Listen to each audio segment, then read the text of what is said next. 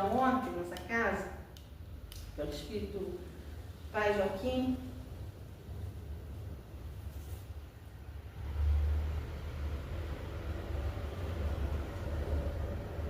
Assim, a pessoa que transcreveu colocou só algumas frases indicadoras, eu vou tentar explicar rapidamente, tá? Então, o Pai Joaquim, ele chegou dizendo assim: Deus seja louvado. E disse que nessa casa tem irmãozinhos precisando de um puxão de orelha. E disse ainda que a quem muito foi dado, muito será cobrado. O que ele quis dizer com isso? Ele pediu que fosse falado isso hoje na palestra. Ele disse que não só os médiuns que trabalham na mesa, não só os passistas, assim como a assistência. O trabalho de todos aqui é muito importante. Mesmo quem está sentado aí, está na condição de contribuidor por trabalho, né, de pessoas que estão contribuindo para o sucesso do trabalho. Ele disse que a espiritualidade precisa da força de cada um. Então ele deu um puxãozinho nas nossas orelhas para a gente ter mais compromisso, porque muito nos foi dado, também muito será cobrado, tá? Pediu para lembrar isso na palestra, disse que a espiritualidade precisa muito, assim, nós precisamos muito de vocês para trabalhar. Os irmãos que estavam presentes já receberam o tratamento necessário, desejou que nós ficássemos em paz e novamente disse que Deus seja louvado. Então é hora da gente parar e refletir, né, nas responsabilidades que nós adquirimos pelo caminho, as coisas que nós pedimos antes de reencarnar, né, e da necessidade de manter esse compromisso. Okay? E lembrando que a risadinha que eu estou trabalhando é a maior, é a coisa mais rica. Quando a gente fala trabalhar na casa espírita, não é limpar banheiro, varrer o salão, arrumar as cadeiras. A gente pode trabalhar de diversas formas. Uma delas é, na hora dos nossos trabalhos, vocês firmarem em oração, levarem seu pensamento a Jesus, porque quanto mais energia positiva estiver circulando, mais fácil é o trabalho, o desenrolar do trabalho. A gente tem o que o meu presidente chama de internet de Deus, que é o fluido cósmico universal. Toda vez que a gente abre uma janela com o sol, a gente vê uns trocinhos brilhando, uma poeirinha andando. Essa é a maneira que a gente se comunica, através do pensamento. O pensamento entra no fluido cósmico universal e viaja até onde precisa chegar. E algumas orações a gente faz dirigida a um grupo de pessoas. Por exemplo, aos socorristas, aquele pessoal que trabalha nas ambulâncias, Médicos Sem Fronteiras e outras organizações. Quando a oração é feita para esse tipo de grupo e para todos os outros grupos, fica muito mais fácil eles trabalharem, porque a energia do bem está circulando. Então essa é uma das fórmulas de trabalhar na casa espírita. Todo mundo quer vir para a mesa mediúnica, mas a gente não tem espaço para tanta gente. Então é uma conquista, né? É como se fosse uma evolução. Cada passo a gente vai galgando cargos que não levam a nada, porque Jesus não tinha cargo nenhum e ele só pediu para a gente amar o próximo como a nós mesmos. E se a gente conseguir fazer isso, a gente já está bem na frente. Mas é uma das maneiras de ajudar. É assim. Meu irmão Mário podia fazer a prece inicial, por favor. Boa noite. Boa noite. Vamos fazer uma coisa diferente. Vamos fechar os olhos, agradecer ao Pai, aos nossos anjos guardiões, pedir a Ele que continue do nosso lado, nos orientando, nos intuindo para o melhoramento do nosso dia, do conhecimento do Evangelho de Jesus. Porque Ele está o tempo todo conosco, nos auxiliando. tanto nas horas boas, nas horas ruins, e às vezes a gente esquece. Vamos dar um bom dia para ele de manhã, na hora de deitar, lembrar dele como nosso irmãozinho. Agradecer a toda a espiritualidade amiga, que intua nosso irmãozinho Marcelo, que vai falar sobre mediunidade, justamente que a gente está falando aqui hoje. Que assim seja, graças a Deus. Graças a Deus. E agora, Pode botar aqui. nosso irmão Marcelo. Pode mais baixo. É porque o pessoal está afastado, eu quero me aproximar de você.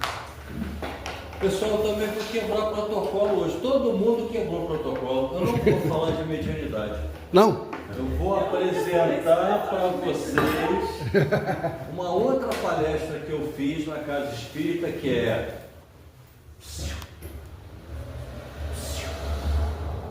estou te chamando. Vai responder não? Acho que tem tudo a ver com o chamamento. Foi interessante que primeiro me falaram que aquilo ali não era tema de palestra espírita. Tá?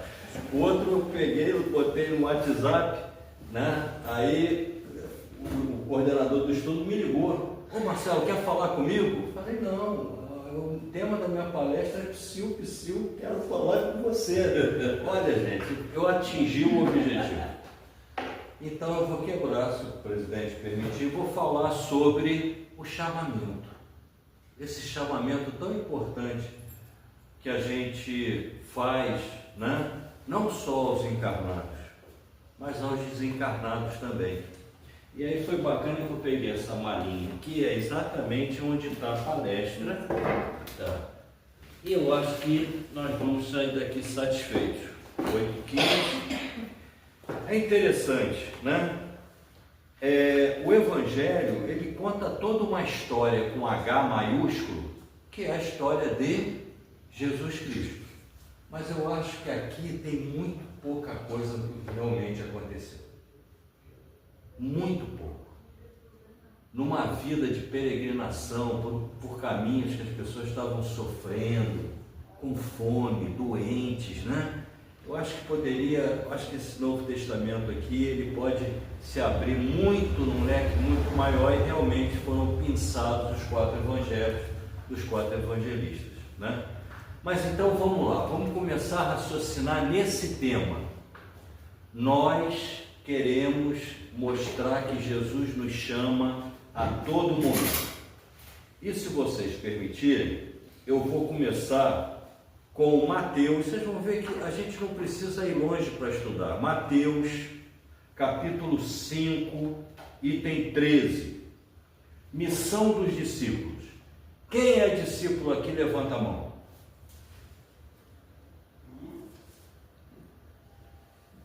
Demorou vocês duas aí. Vamos lá, vamos se alegrar. Discípulos somos nós, gente. Vocês acham que discípulo é Chico Xavier, que foi, Divaldo, que foi? Vocês acham que nós estamos aqui numa missão reencarnatória para quê? Para passear? Eu acho que não. Existe um propósito, e é o propósito de Deus.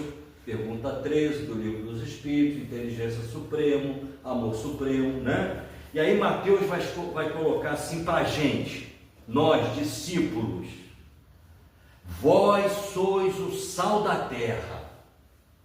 Se porém o sal tornar-se insosso, com que se salgará? Senhoras donas de casa, eu também cozinho. O que a gente faz quando não tem sal?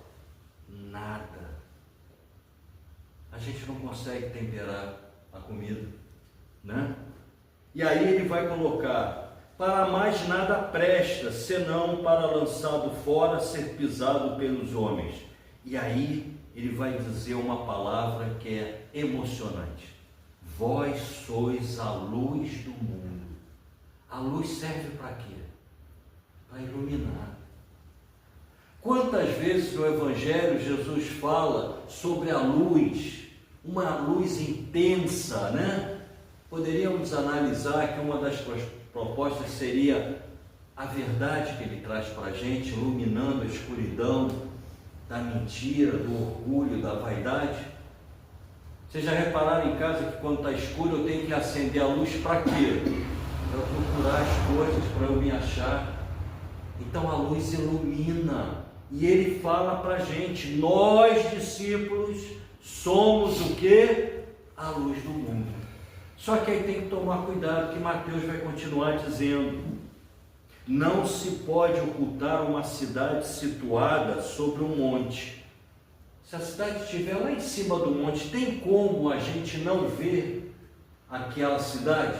Vocês já repararam que cidade pequena, né? Eu venho do interior, as igrejas, cemitério, é tudo em cima de morro. As mais antigas, né? Barra do Piraí, Vassouras, Valença, né? A gente chegava na cidade, o que a gente via logo? A catedral de alguma igreja. Já repararam isso? Ou seja, o que ele está querendo dizer para a gente? Que com a nossa luz, nós somos esse farol de ajuda, esse farol de fraternidade que o mundo precisa tanto e que nós precisamos tanto. E aí Mateus continua, nem se acende uma candeia colocando debaixo do módio, mas sobre o candeeiro, assim ilumina todos que estão na casa. Alguém compra lâmpada, abajur para botar debaixo de mesa? Por favor, não, né? Então a gente compra a lâmpada para quê? Para iluminar. E ele está comparando a gente exatamente o que? A essa luz. Mas Marcelo, como é que é isso? É você chegar para um amigo seu e falar assim, por favor, acaba com essa tristeza, acaba com essa mágoa, não é uma luz naquela pessoa? Você vai melhorar, você vai ficar bem. Eu amo o Marcelo. Então isso é luz. É luz de carinho, é luz de amor. E Mateus continua, da mesma forma brilha a vossa luz diante dos homens. Diante dos homens, diante de nós. Para que vejam as vossas obras e glorifiquem vosso Pai que está nos céus. Ou seja, o exemplo que a gente pode dar. Exemplo de trabalho, exemplo de dedicação, exemplo de comprometimento com a casa espírita. Não é isso que vocês estavam falando no início? Não foi isso que o Espírito colocou? É isso, gente, não é a nossa missão. Ah, Marcelo, mas é minha missão estudar, é minha missão ter um emprego. É também, mas eu não posso esquecer que eu não sou só matéria, eu sou espírito. E aí o pessoal logo pensa assim, né? Mas Marcelo, eu tenho casa aí que procura quem tem doutorado, quem é doutor, né? Aí a gente pega um livrinho chamado aqui, ó, 2000 anos. Quem já leu esse livro? É lindo, né? E aí, desculpa eu ficar falando aí, se vocês acharem chato, eu falo então, tá? Eu falo então, né?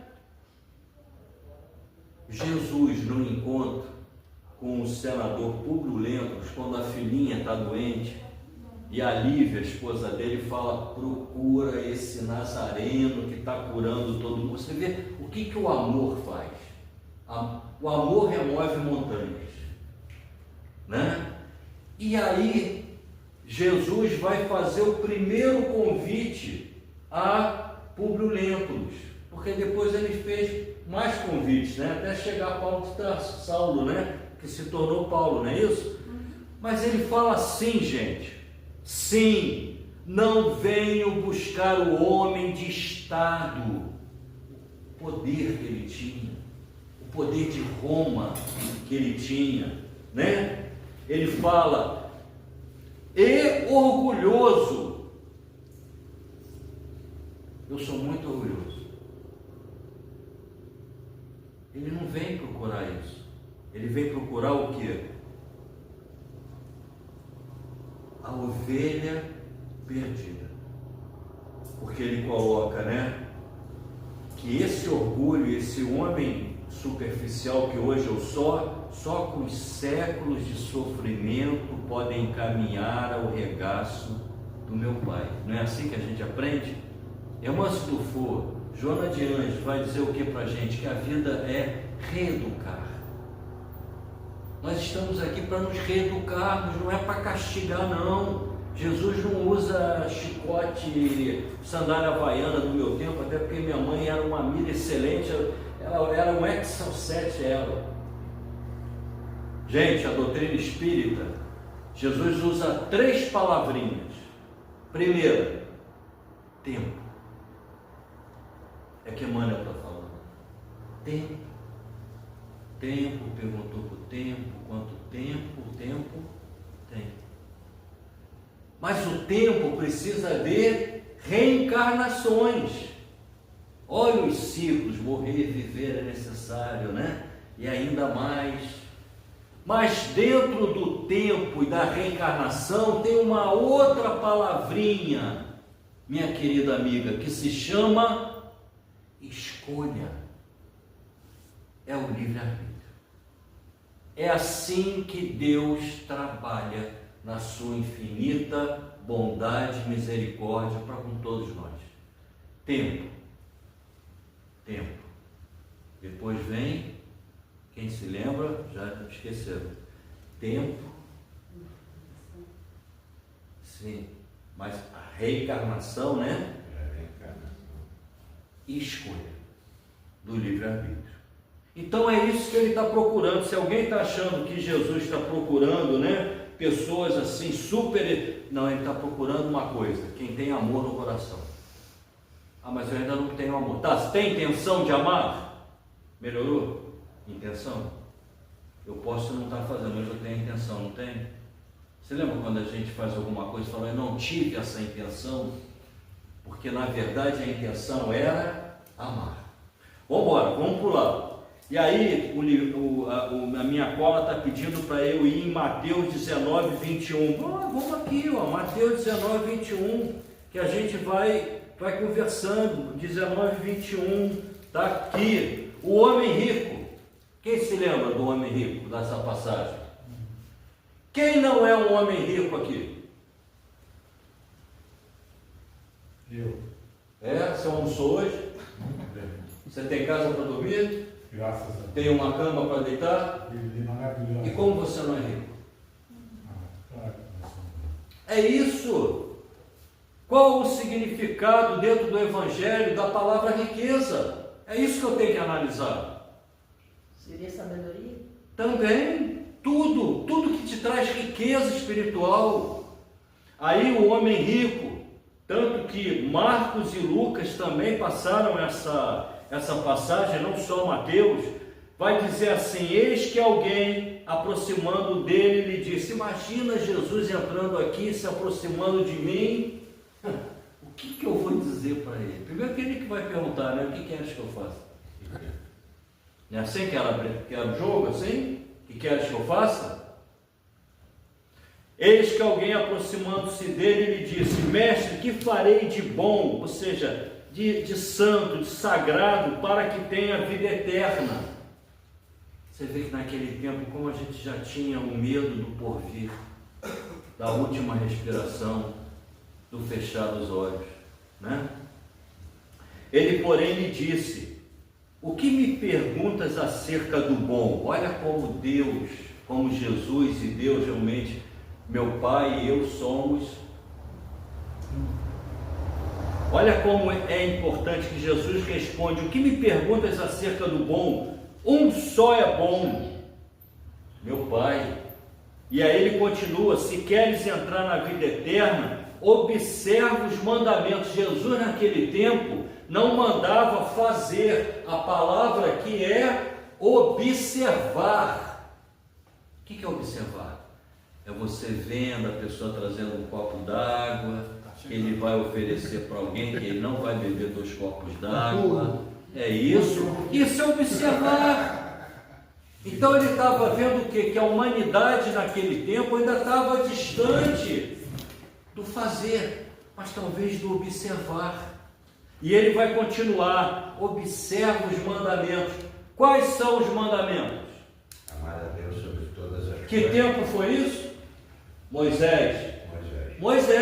Pô, pode falar, vamos lá. É o próximo que mais vem. Então, aí ele vai dizer, disse-lhes quais? E Jesus disse, não matarás.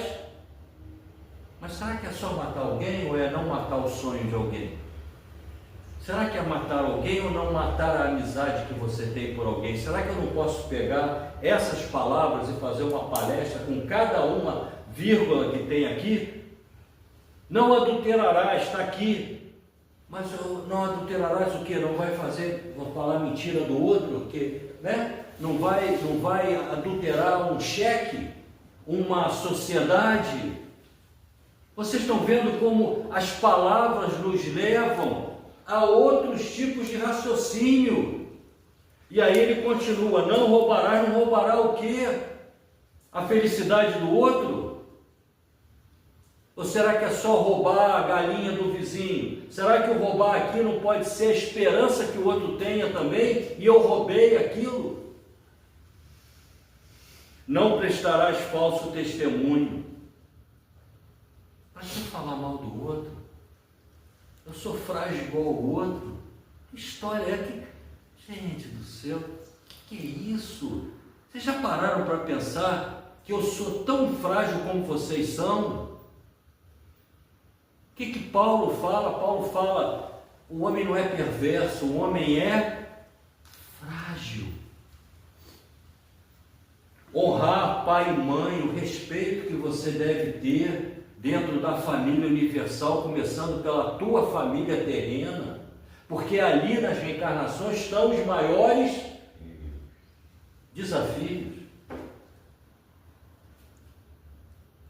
Os maiores desafios não está na rua, está num lugar que você possa ver esse desafio todo dia. E que você não queira falar bom dia, mas você vai falar para ele o quê? Bom dia, meu amor. E aí começa o quê? Uma reaproximação de amigos não conquistados. Alguém acha que vai chegar a uma perfeição se não amar o próximo? Então a gente está esperando o quê para começar? Vocês estão entendendo onde eu quero chegar? Gente, isso é lógico, por isso que a nossa doutrina é de bom senso. E aí vai continuar lá: o teu próximo como a ti mesmo. O jovem lhe diz, o homem rico, rico de felicidade, de moeda, de roupa, né? Aí o homem rico diz assim, o jovem lhe diz: guardei todas as coisas para, a palavra aqui é guardar, a palavra aqui é cumprir todas as coisas, eu guardei. Quantas das senhoras lá no fundo da gaveta, dentro de uma meia, de repente tem uma joia, cara, guardadinho? Vocês não guardam coisas? Nós não guardamos coisas que são ricas dentro de gaveta, fundo falso. Eu estou guardando, eu estou usando? Não, está guardado. Por isso que ele responde para Jesus: guardei todas as coisas. Que falta ainda? Aí eu fico imaginando Jesus quase pegando ele, falando: meu filho, fazer. Porque guardar, você já está guardando. Não. Vocês estão entendendo aonde está o equilíbrio nisso? Não amontoei tesouros, não. E será que... Agora vamos lá, eu gosto de fazer essas perguntas, né? Como é que eu estou, o Marcelo, dentro desse diálogo? Eu estou guardando ou eu estou executando? Não estou, infelizmente. Mas eu estou guardando bem agora, porque eu estou com uma ótima oportunidade reencarnatória. Eu estudo primeiro.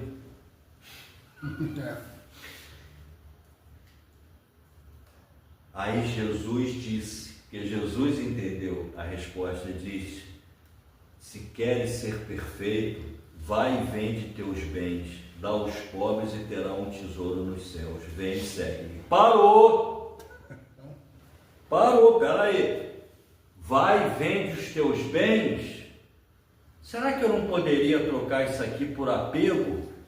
Para de se apegar às coisas que você não tem gaveta no caixão. E eu não sei, eu estou em dúvida. Tem agência Banco do Brasil nas várias moradas da casa do meu pai? Tem, acho que não, nem caixa eletrônica. E você está se apegando por quê? Ai, meu Deus carro amassou, ai meu Deus, vai vir visita aqui, esconde o controle remoto. Quem esconde o controle remoto em casa ainda? Ah, lógico, tinha que ter eu acerto todas. Mas nós fazemos isso porque nós somos frágeis. Nós não somos perversos. Vocês estão entendendo onde eu quero chegar? Ele nos quer assim mesmo, no trabalho da casa, para fazer a oração, para ler o livro. Ele nos quer dessa forma que nós somos. Vamos trazer Joana novamente, porque nós somos o melhor que podemos ser hoje. É o melhor corpo, é a melhor missão, são os melhores amigos, é o melhor filho, é o melhor marido, é tudo que você colocar de melhor. É a oportunidade que a gente está tendo de reeducar. Tempo, reencarnação, escolhas. E aí, fechando, o moço ouvindo essas palavras, eu devia estar lá, mas numa máquina de tempo, para ter a inteligência que eu tenho hoje, para dizer para ele não sair triste, pois era possuidor de muitos bens. Ou seja, deixa eu falar outra coisa que veio aqui na minha cabeça, que bacana, né? Muitos bens, ele era possuidor de muitos bens. Vamos tirar a matéria disso daqui, do tesouro? Como é que eu estou lidando com o meu egoísmo hoje em dia? Não respondo, pelo amor de Deus. Só estou perguntando. Porque quando ele fala aqui desses bens, não poderia ser a mágoa, o egoísmo, a inveja, a vaidade, o orgulho? Ou será que bem é só o que eu vejo, o que eu toco? Será que sentimento também não é um bem? Quando alguém fala assim, meu bem, meu amor, olha só você chamando a namorada, né? Meu bem, você é um bem para mim. Então vamos tirar agora o material e vamos colocar, como é que eu estou tratando esses meus sentimentos dentro de mim? Se a evolução é um determinismo dentro da nossa doutrina, tem poucos determinismos, mas a evolução, o progresso é uma coluna. Não vai dar tempo. Aí a Cola está pedindo para eu correr, que eu vou pular eu vou falar sobre Mateus 21. Mateus 21, todo mundo aqui conhece. Ah, conhece. Parábola do trabalhador da vinha. Quem é trabalhador da vinha aqui? Levanta a mão. Pode levantar, acredite em mim, isso. Pode levantar. Todos nós. Gente, nós somos os trabalhadores dessa vinha que a gente podia pegar e trazer a vinha como o planeta Terra. Nós somos os trabalhadores que vão cuidar da vinha de quem? Quem é o gerenciador da vinha? Jesus. Aí ele coloca assim, pois o reino dos céus é semelhante. Prestem atenção quantas vezes é colocado nas parábolas. O reino de Deus é semelhante ao homem, senhor de casa, que saiu ao raiar do dia a assalariar.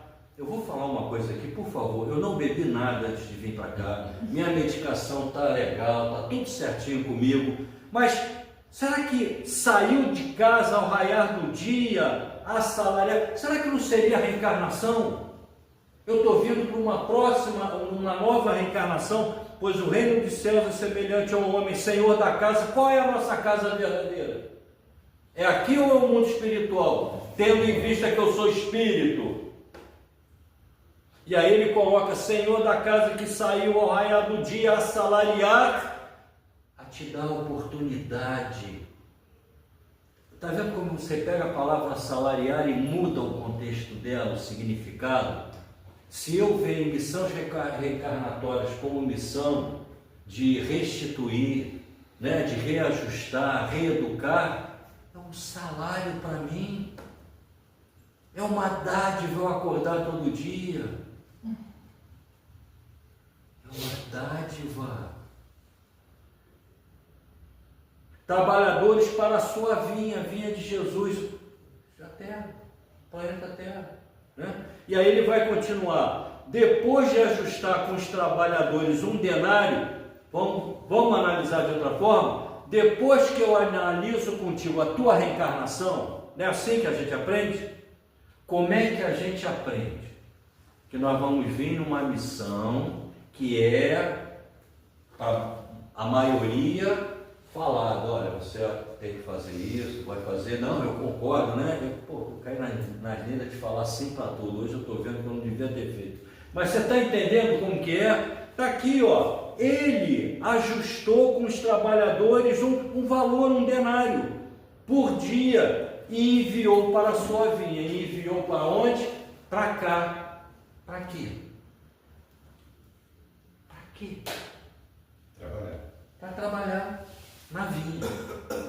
Vocês já prestaram atenção, presidente? Que Jesus, ele vai colocar nas parábolas a agricultura como símbolo de progresso, mais do que os pescadores. Ele coloca a agricultura como ponto, a semente, né? O crescimento da semente. Eu estava pensando, por que isso? Eu acho que uma análise, tá? Uma tese. Porque a agricultura, ela não necessita só do homem. A agricultura necessita de leis naturais, que é o sol, a chuva. A agricultura necessita do que? De leis biológicas, o gafanhoto, o pássaro. A agricultura depende também de química. Como é que é o solo? Como é que eu estou adubando o solo? Não se fala tanto aqui que eu tenho que adubar, né? A semente tem que ser jogada. Qual semente? A semente que eu escolho. Aí tem muita gente batendo cabeça aí e não está entendendo o que está colhendo. Você vai colher aquilo que você... E aonde você compra essa semente? Aonde? Aqui tem? Aqui nessa cidade, aqui tem? Aqui na casa tem. É só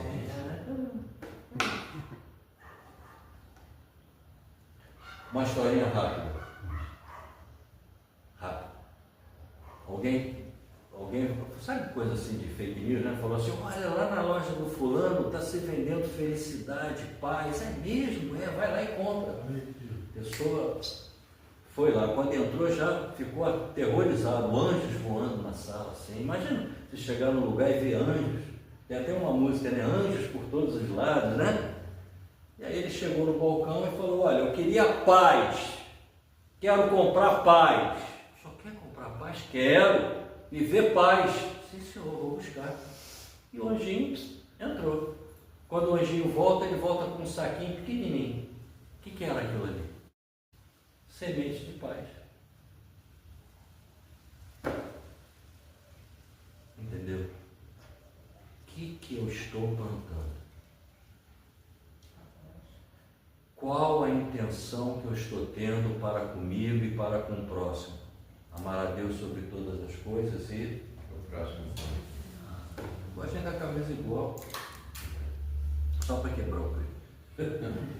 E aí ele vai continuar, e tendo saído por volta da 3ª hora, lembrando, né, que a 3ª hora lá é 9 horas da manhã, porque lá o dia começa às 6 horas da manhã em Jerusalém, né? E aqui vem ele dizendo que cada vez que ele saía para procurar, apareciam pessoas que queriam trabalhar onde?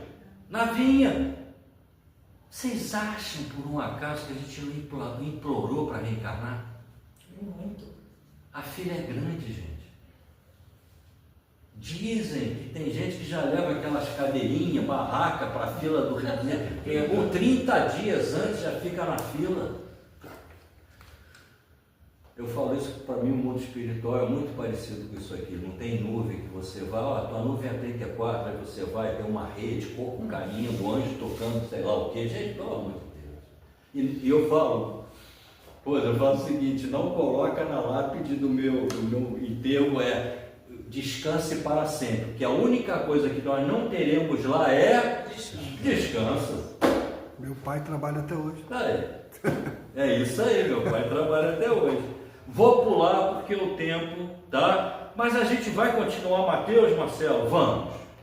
Todo mundo preparado? Vocês querem beber água, café, ir ao banheiro? Então vamos lá, Mateus 22, 1. O que será Mateus 22, 1? Ah, meu Deus! O grande banquete. A parábola do grande banquete. Em resposta, Jesus novamente lhes falou em parábolas.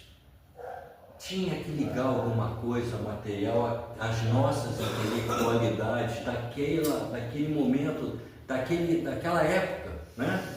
Dizendo, olha só, o reino dos céus é semelhante ao homem, novamente. Ou seja, o reino de Deus é semelhante ao que o homem faz. Por isso que o reino de Deus é uma construção. E o reino de Deus é porque mora um rei lá. E quem seria esse rei? As leis de Deus. E eu construo tijolo por tijolo, que todo dia o meu reino de Deus, que é diferente do seu. Porque cada um aqui é uma individualidade. Joana fala até não só individualidade, fala individuação, que é mais sério ainda.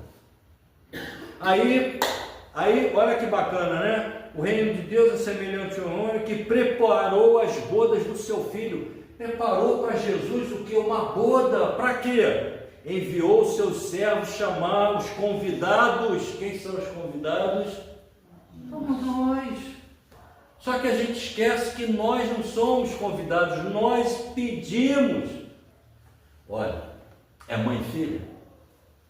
Quando a sua filha falar assim para você, eu não pedi para nascer, você faz um favor para mim, pega uma sandalinha e dá por mim. Ela fala, eu falo. Ah, gente, como nós pedimos. Pediu e escolheu a dedo. Como nós sabemos quem ia ser nosso obsessor. Como nós sabíamos, como nós teríamos que tratar o nosso obsessor. O pessoal acha que obsessor é... Gente, obsessor sofre igual a mim. O obsessor quer uma resposta minha, uma bandeira branca minha, como eu quero dele. Alguém aqui reza para o obsessor? Graças a Deus. Alguém conversa com o seu obsessor e fala às vezes assim, olha como eu mudei. Vocês estão entendendo a relação que você tem que ter? Uma relação diferente que a gente aprendia antes. Me tira o obsessor de perto. E aí você vai ser amigo dele quando? Se tudo na vida você pede para tirar ele do teu lado. Você acha que ele sai? Não. Deus permite, não é assim que o livro dos Espíritos coloca? Deus permite. Então, foi criada uma boda para receber a gente. Que festa que foi feita. Tanto que quando eu chego, eu choro. Assim? Eu choro, gente, avisando que eu nasci. E quando eu desencarno, aqui choram por mim. E lá, me recebem de braços abertos. Porque a mesma saudade que é aqui, é lá. Porque o que nos liga é o amor. Parou, 3 pontinhos, agora eu vou dar uma triste notícia também. Nos liga o amor, mas o ódio também.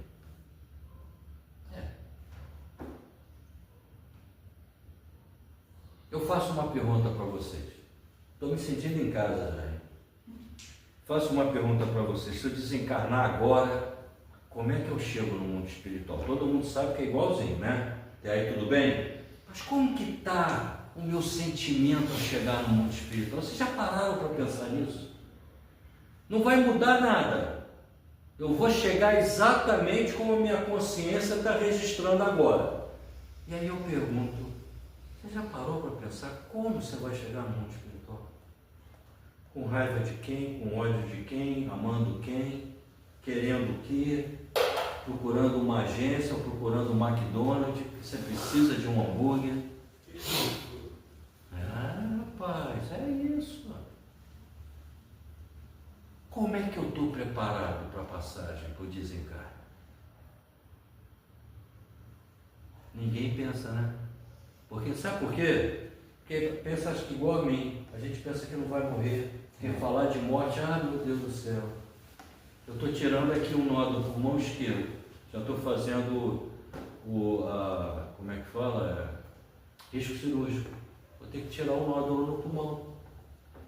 E aí você começa a pensar o quê? Meu Deus do céu, como é que vai ser, né? Vai ser do jeito que está, que Deus tem, mas que a gente está. E aí dizem, Humberto Campos fala muito isso, que a pior coisa que tem é quando você chega no mundo espiritual, depois daquela tempestividade toda, parará, mas quando você se situa, e aí você fala assim para quem está do teu lado, meu Deus, como aquilo ali era fácil e eu não fiz. Como era fácil ter seguido quando Jesus disse, antes de colocar a oferenda no altar, vá e se concilia. A gente consegue entender que tudo que eu faço como trabalhador na vinha tem consequências? A gente consegue entender isso? Tudo é um binário, sim ou não. Por que vocês estão aqui? Porque a tua cabeça falou sim, vai lá. Por que você está com essa roupa? Porque você abriu o teu guarda-roupa e foi sim, não, sim, não, sim, não. Você pensa o tempo todo que você faz. O que você vai comer quando chegar em casa? Jogo do Flamengo, segundo tempo. Eu quero ver, sim. Vocês estão entendendo? É esse o problema, é um binário, a vida é um binário, escolhe o tempo todo. E aí quando você escolhe, você tem consequências. Por isso que a gente não pode querer plantar abóbora e colher mamão, melancia. Que seja mais bonito, mas não pode. Tá tranquilo? O papo tá legal? Eu vou correr. Então vamos lá. Marcelo, ainda tem mais? Tem, eu só estou mostrando para vocês o chamamento que ele faz o tempo todo para a gente e a gente não consegue identificar. Você sabe por que a gente não consegue identificar? Porque o nosso livre-arbítrio é muito ruim. Marcelo, Quando o médico fala para você não coma açúcar, você come ou não come? Come. É livre-arbítrio. Procura o xarope? É livre-arbítrio. Procura o xarope? Mas você entendeu onde eu quero chegar? Você teve seu livre-arbítrio. Ou você acha que livre-arbítrio é só para as coisas divinas, maravilhosas, invisíveis? Livre-arbítrio é quando eu pegar meu carro aqui e for para Rio das Ostras, não correr, que eu quero ver o Mengão, mas não correr, por quê? Porque eu posso me acidentar e acidentar o próximo. É um livre-arbítrio. O nosso livre-arbítrio é muito frágil. Porque a gente coloca a nossa vontade, às vezes, capítulo 5 do Evangelho, o ponto focal. A gente foca o que não é necessário. É desejo. E a própria vida de Jesus mostrou que ele vivia com o necessário. Alguém viu Jesus comprando um apartamento na MRV do tempo lá, romano? Não tinha nem casa. Ele tinha casa de campo na Grécia? Alguém viu? E tinha barco para navegar no mar Mediterrâneo?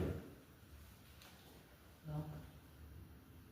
Marcelo, mas aí você pegou, peguei, mas tem que pegar. Eu vim aqui fazer o quê? Dizer para comprar o barco? Para comprar a casa e deixar a família morrendo de fome? Porque às vezes você faz uma escolha que você bota em risco toda a tua família. Consequência. Aí a gente vai para Mateus 25. Sabe qual é a parábola 25? Eu não sabia não, a gente vai colocando aqui, né? A 25:1. Parábola das 10 virgens. Quem conhece? Que 10 eram as virgens, né? 5 eram cautelosas e outras 5 é como 5 eram prudentes e 5 eram tolas. Vamos lá, elas esperavam um noivo.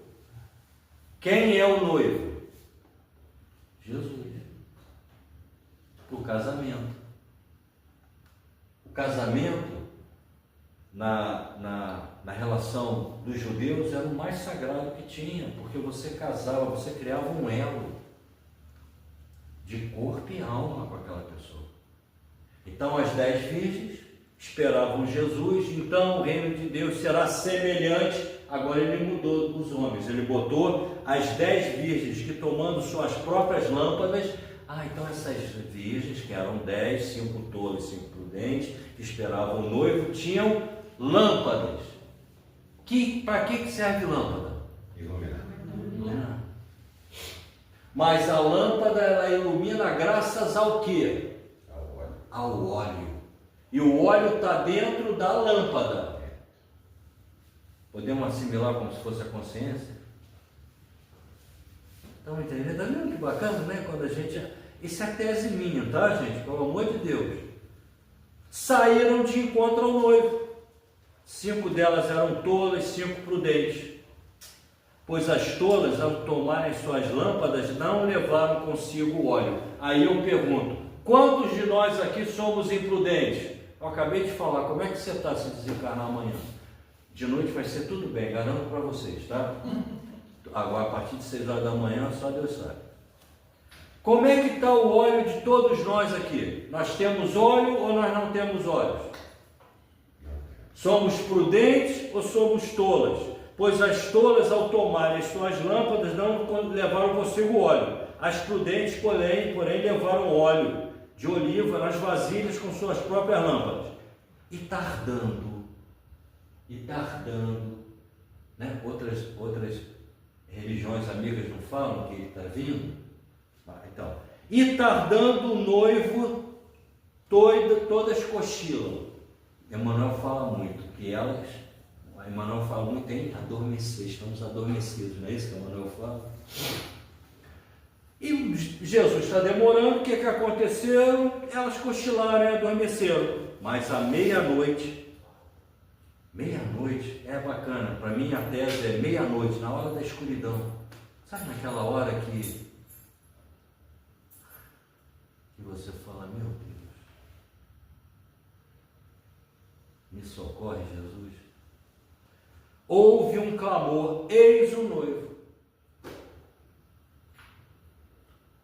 Sai ao seu encontro. Então todas aquelas virgens se levantaram e prepararam suas próprias lâmpadas. As tolas disseram às prudentes, dai-nos vosso óleo de oliva, porque as nossas lâmpadas se apagam. Gente, luz ilumina, mas é difícil às vezes você pegar a tua luz e dar para o outro, porque você é uma individualidade. É isso que a gente tem que prestar atenção. Então, antes de julgar o outro, pergunta para você se você pode julgar o outro, se você tem condições morais, intelectuais, maturidade de vida para julgar o próximo. As prudentes responderam dizendo o quê? Elas pediram óleo, né? As prudentes responderam dizendo, de modo nenhum. Aí o pessoal acha isso aqui uma barbaridade. Meu Deus, cadê a caridade? A lei é de justiça, amor e caridade. Não é isso? E não tem justiça e amor, é tudo junto com vírgula. O que é o amor sem justiça? O que é a justiça sem o amor? O que é a justiça sem o perdão? O que é o amor sem o perdão? Parte terceira do Livro dos Espíritos. Se eu não me falha, é a lição 11 da terceira parte, que fala da lei de amor, justiça e caridade. Que os próprios Espíritos vão falar, né? De todas que tem ali na sociedade, lei, né? A mais importante é amor, justiça e caridade. E aí as tolas disseram aos prudentes, dai-nos vosso óleo. As prudentes responderam dizendo, de modo nenhum, talvez não seja suficiente para nós e para vós.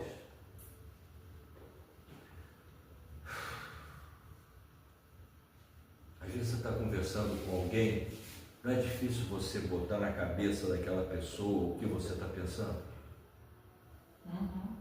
Nós pais, então, hein? Mas por quê? Porque aquela pessoa, aquela individualidade tem o seu livre-arbítrio, tem seu conhecimento, a sua maturidade, a sua intelectualidade. A mãe tem outra. E é tão bom como Jesus fala, sejamos dóceis, né? Mansos, né? Bem-aventurados os aflitos, bem-aventurados os mansos, porque eles herdarão o reino. O reino não está construído, hein, gente? É uma obra assim inacabável, parece obra de prefeitura. Eu tenho que construir aos poucos. Mas sempre construindo. Grupo de estudo, eu fico irritado quando a gente está no grupo de estudo, alguém fala assim, mas eu acho que eu não consigo. Eu fico quieto, lógico, né? Mas eu falo, meu Deus do céu. Ano de 2025 e a pessoa ainda está falando que não consegue. Falta o quê? Vontade. Vontade.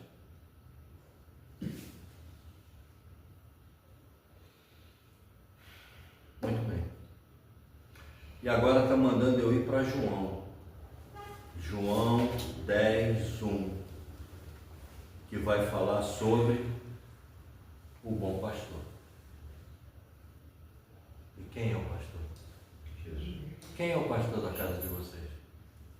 Vocês. Quem é o pastor dessa casa hoje, materialmente? Aqui é o aprisco. A minha casa é o aprisco. Jesus não fala do aprisco das ovelhas? O que é o aprisco? É um lugar seguro, é um lugar que tem alimentação. É o aprisco. Então o pastor quer suas ovelhas sempre no aprisco. Amém, amém vos digo. Quando coloca amém, amém, é verdade, verdade vos digo. Quem não entra pela porta do aprisco das ovelhas, mas sobe por outro lugar, esse é o ladrão e salteador. Nossa, nós lemos a porta. Não foi lido a porta? Sim.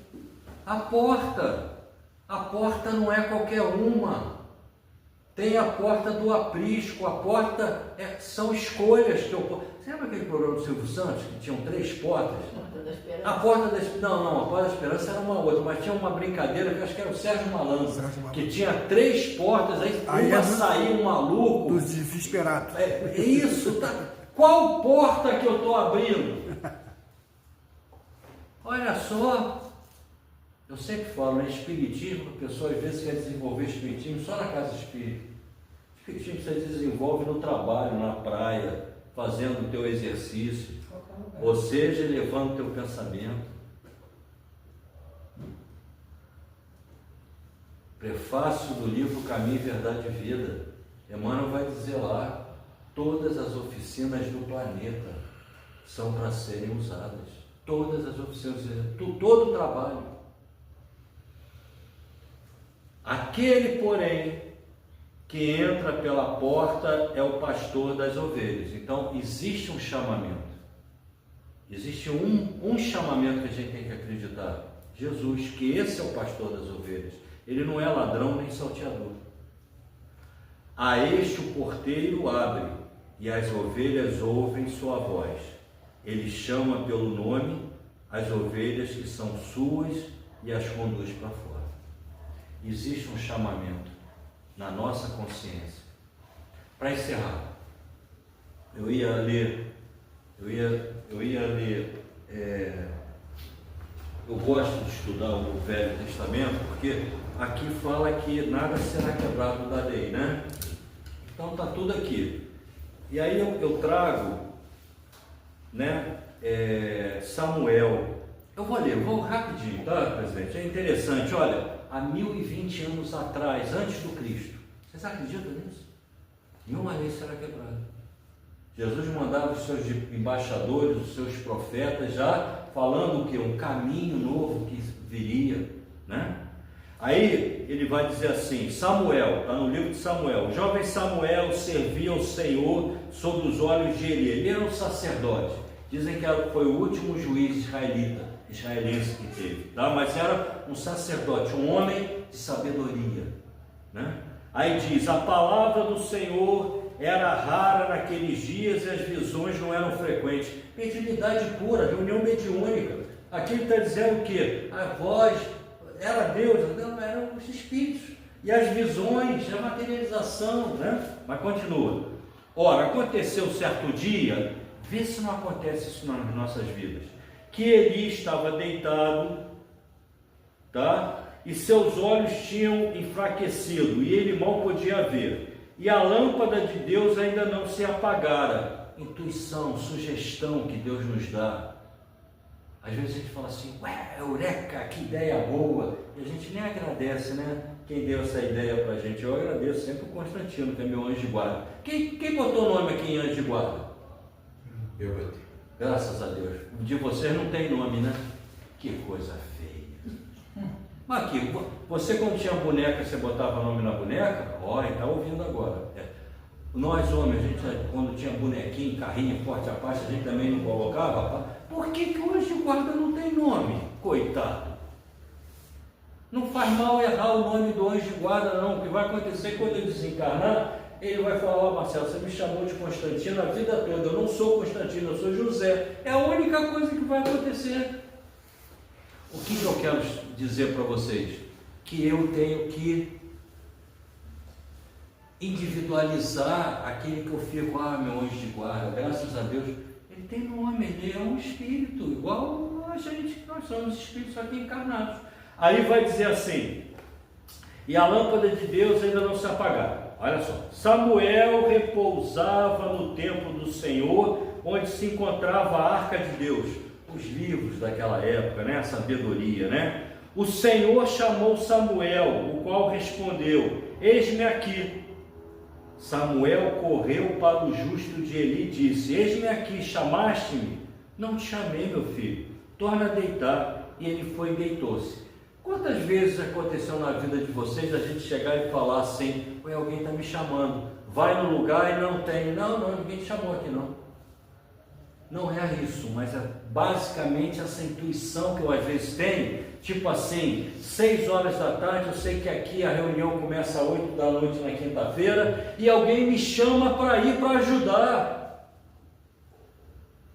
É só isso. Alguém me chama para estudar. Quais são os dias do estudo? Segunda, terça e quinta. Me chama, mas eu vou. E aí, chamou a primeira vez, moral da história, vai chamar a segunda, vai chamar a terceira. E aí, pela terceira vez, estou lendo agora, pela terceira vez, o Senhor chamou Samuel. Samuel levantou as outras vezes, Eli, está me chamando, meu filho? Mas o Eli, bom, mas vamos ver, que me levantou e foi com Eli, eis-me aqui, tu me chamaste. Atenção, compreendeu Eli, que era o Senhor que chamava o menino. Vou encerrar por aqui, mas eu só queria deixar então depois, né? Acho que foi bacana, né? A gente se divertiu bastante. Eu, por exemplo, me diverti bastante. Então eu só queria dizer o seguinte, quantos chamamentos a gente tem e a gente finge que nós não somos espiritistas, porque a gente acha que aquilo foi por acaso, quando a gente sabe que na vida nada é por acaso. Beijo no coração de vocês, muito obrigado. Está voltando a prece final. Sim, mas já... Pronto, Pronto, então nós vamos falar com nossos invisíveis que estão aqui. Jesus não prometeu que quando 2 ou mais estiverem reunidos, quantos tem? 1, 2, 3, 4, 5, 6, nossa, vai ter um monte de Jesus. Olha só quantos. Está aqui ele. Não está escrito no Evangelho, não é promessa, ele está aqui. Agradecer a sua presença, agradecer esse carinho, esse amor que ele teve para com todos nós, agradecer esses amigos da casa que de alguma forma nos deram espaços, escutaram nossos pensamentos, as nossas angústias, as nossas dores. Agradecer a essa casa que abre as suas portas e nos dá essa oportunidade maravilhosa de servir no aprisco de Jesus, e que possamos retornar aos nossos lares em paz e, chegando em casa, levarmos esses fluidos maravilhosos e irradiarmos para todos os cômodos da nossa casa, do nosso lar, do nosso aprisco, do nosso castelo, do lugar que eu tanto gosto de ficar. Assim, com muito carinho, com muito amor, pedimos permissão para darmos como finalizado o estudo da noite de hoje. Graças a Deus.